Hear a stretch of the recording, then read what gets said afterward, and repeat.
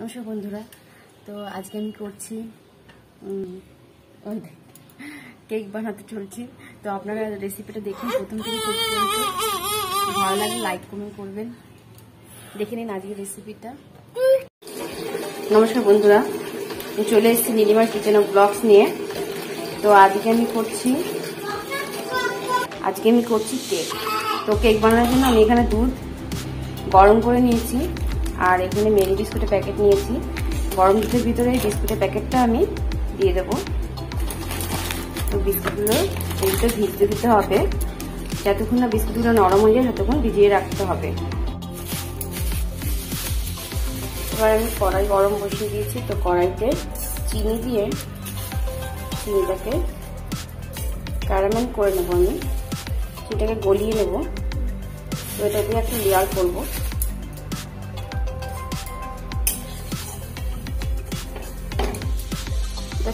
গ্যাসটাকে কম করে করতে হবে, নাহলে পুড়ে যাওয়ার সম্ভাবনা আছে। চিনিটা হতে হতে আমি এদিকে যে দুধ দিয়ে ভিজিয়ে রেখেছিলাম না বিস্কুটটা, সেটা অনেকটা গলে গেছে। এদিকে দুটো ডিম নিয়ে নিয়েছি, চিনি নিয়ে নিয়েছি, এখানে একটু চেরি ফল বাদাম নিয়ে নিয়েছি। মিক্সিংয়ের ভিতরে ডিম,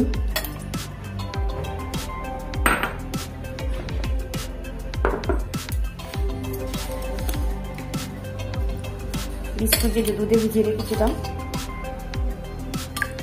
সব মিক্সিং করে নেব। চিনি এটাকে আমি মিক্সিং করে নেব। তো আমি মিক্সিং করে নিয়েছি। মিক্সিং করে আমি এখন ছাঁকনিতে ছেঁকে নিচ্ছি, যেন কোনো রকম দানা না থাকে, এই জন্য ছাঁকনিতে ছেঁকে নিচ্ছি। তো ওর মধ্যে ভ্যানিলা এসেন্স দিয়ে দিচ্ছি 2 স্পুনের মতো। এবার এটাকে আমি মিক্স করে নেব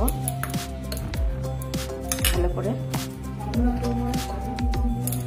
তো আমি একটা এরকম সিলভারে বাটি নিয়ে নিয়েছি।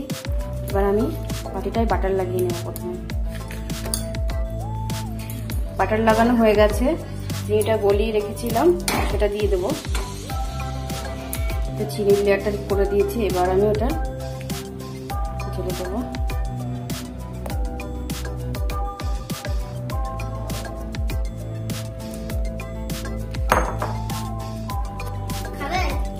আমি এখানে কড়াইতে লবণটা আমি আগে ইউজ করেছিলাম, তো এই জন্য এরকম কালার হয়েছে।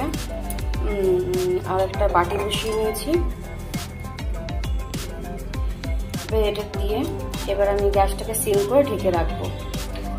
ঢেকে দিয়েছি, এবার সিম করে হতে দেবো। গ্যাসটা সিম করে দিয়েছি। তো মাঝে একটু চেক করে নেবো হয়েছে কিনা। তো ঠান্ডা করে নিয়েছি, নামিয়ে নিয়েছি কেকটা। একটু কাজু আর চেরি দিয়ে সাজিয়ে নিয়েছি। দেখতে অসাধারণ লাগছে, দেখুন।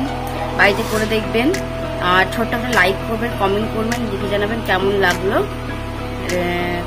রেসিপিটা কেক বানানোর।